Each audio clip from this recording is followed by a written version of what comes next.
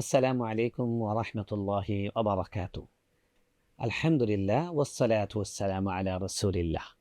প্রিয় দর্শক, দেশে বিদেশে যে যেখান থেকে আমাকে দেখছেন, দৈনিক আমার দেশকে শুনছেন, আপনাদের সবাইকে স্বাগত জানাচ্ছি। দৈনিক আমার দেশের পবিত্র মাহে রমজানের বিশেষ আয়োজন রমজানের আমল। রমজানের আমলে আজকে চতুর্থ দিনে আমরা একটি আমল নিয়ে কথা বলবো, যেটা অনেক সময় আমরা অনেকে খেয়াল করি না। আমলটি হলো রমজান মাসে রোজা অবস্থায় পুরো মাস জুড়েই যে কোনো সময় রাতে দিনে, বিশেষ করে সবিশেষ রোজা যতক্ষণ পর্যন্ত চলে, অর্থাৎ সুবহে সাদিক থেকে নিয়ে সূর্য অস্ত যাওয়া পর্যন্ত, এই সময়টা বিশেষ গুরুত্বের সঙ্গে অধিক পরিমাণে দোয়া করা। রাসূল সাল্লাল্লাহু আলাইহি ওয়াসাল্লাম বিশুদ্ধ হাদিস আবু দাউদের বর্ণনায় তিনি বলছেন, ইন্না লিস-সাইমি ইনদা ফিত্রিহি দাওয়াতুন মুস্তাজাবা।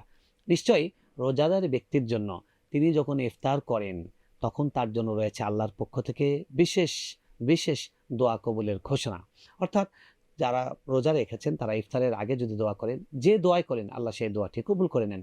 তাই আমরা কিন্তু পরিবারের সদস্যদেরকে নিয়ে, নারী শিশু সবাইকে নিয়ে আমরা এই সময়টা ইবাদত মুখর একটি সময়, দোয়া কবুলের একটি সময় আমরা সবাই খুব মনোযোগ দিয়ে দোয়া করতে পারি।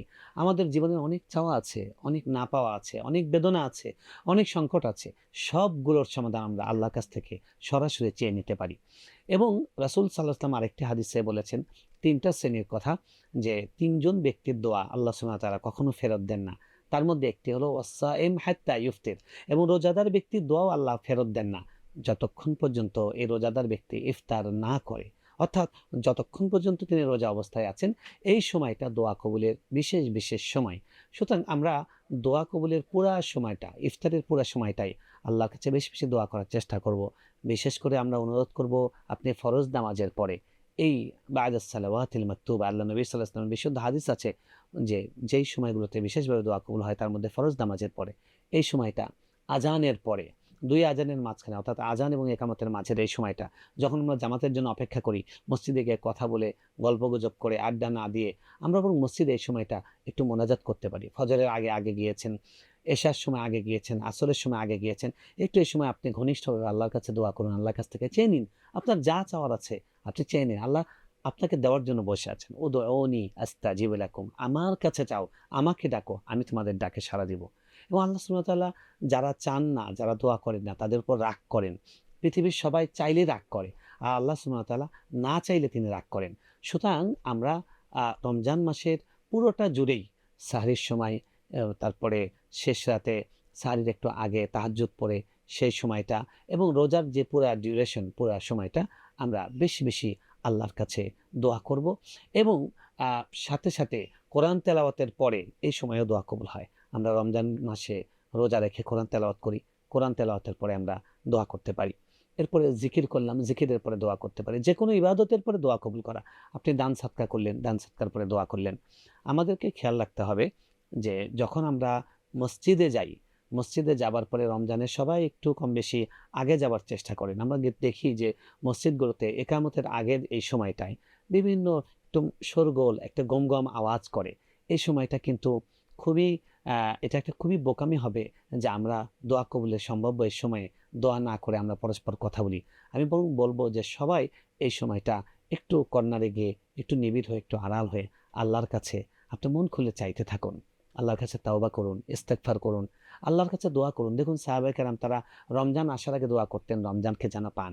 রমজান এসে যাওয়ার পরে দোয়া করতেন, আল্লাহ রমজানকে যেন যথাযথভাবে কাটাতে পারি, বেশি বেশি ইবাদত করতে পারি। রমজান যখন চলে যেত তখন তারা দোয়া করতেন, আল্লাহ রমজানের আমলগুলোকে কবুল করেন। সুতরাং আমরা রমজানের এই ভর মৌসুমে বেশি বেশি করে দোয়া করব, সবাইকে নিয়ে দোয়া করব, প্রাণ খুলে দোয়া করব। আর খাস খাস সময়ে, সবিশেষভাবে আবারও বলছি, ইফতারের আগ মুহূর্তে এবং সাহরির শেষ সময়ে, এই দুটা সময়ে আপনি আল্লাহর কাছে চেয়ে দেখুন। আল্লাহর কাছে আপনি যা চাবেন আপনি তা পাবেন। আমাদেরকে তো অফার দেয়, যা চাইবেন তা পাইবেন। আল্লাহর কাছ থেকে আল্লাহর অফার, যার কাছে সব ভান্ডার আছে। আমরা যদি অফার দেই, আমরা সবাইকে সব দিতে পারি না চাইলেও, কারণ আমাদের সামর্থ্য সীমিত। কিন্তু আল্লাহ সুবহানাহু ওয়া তাআলা লাহু মাকালিদুস সামাওয়াত, তার কাছে সব কিছুর চাবি আছে, সব ভান্ডারের চাবি আছে। সুতরাং আল্লাহর কাছে চান। আল্লাহর কাছে চাওয়ার জন্য কোনো মাধ্যম প্রয়োজন নেই, কারো ধর্ণা ধরার প্রয়োজন নেই। আপনি সরাসরি আল্লাহকে ডাকুন। কুল ইয়া ইবাদিয়াল্লাযীনা আসরাফু আলা আনফুসিহিম লা তাকনাতু মির রাহমাতিল্লাহ। হে নবী, আপনি আমার গুনাহগার বান্দাদেরকে বলে দিন তারা যেন আমার রহমত থেকে নিরাশ না হয়, তারা আমাকে ডাকুক, আমাকে চাক। হ্যাঁ, ইন্নাল্লাহ ইয়াগফিরুয যুনুবা জামিআ, আল্লাহ সব অপরাধ ক্ষমা করে দিবেন। সুতরাং আসুন আমরা চাই, আমরা দোয়া করি, এমন মালিকের কাছে দোয়া করি যাকে আস্তে ডাকলেও শুনেন, কাছে থেকে ডাকলেও শুনেন, দূর থেকে ডাকলেও শুনেন, আলোতে ডাকলেও শুনেন, অন্ধকারে ডাকলেও শুনেন। যখন যেভাবে যেখান থেকে ডাকবেন, আপনি শুধু তাকে ডাকবেন, তিনি আপনার ডাকে সাড়া দিবেন। আল্লাহ আমাদের সকলকে সেই তৌফিক দান করুন। আল্লাহ আমাদেরকে রমজানের এই ভর মৌসুমে তার কাছ থেকে আমাদের জীবনের সব কল্যাণ চেয়ে নেওয়ার তৌফিক দান করুন। ওয়া আখিরু দাওয়ানা আনিল হামদুলিল্লাহি রাব্বিল আলামিন। ওয়াসসালামু আলাইকুম ওয়া রাহমাতুল্লাহি ওয়া বারাকাতুহু।